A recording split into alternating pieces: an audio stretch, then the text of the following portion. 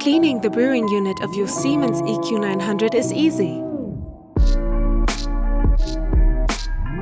The cleaning program will guide you through the process. First, empty and reinsert the drip tray. To get to the brewing unit chamber, remove the water tank and the brewing unit cover by pushing the two red lockers together. Take out the brewing unit by sliding the red lock to the right.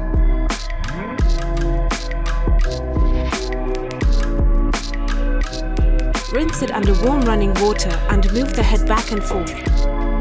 Now, clean the interior by rinsing the red individual parts and using a damp cloth to remove any coffee residue in the chamber. Once dry, reinsert the red pieces,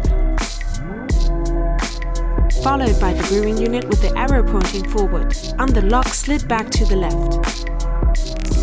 Push the cover gently to close the chamber and reinsert the water tank.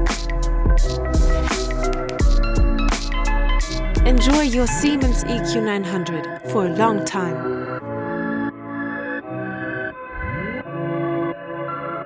Siemens Home Appliances.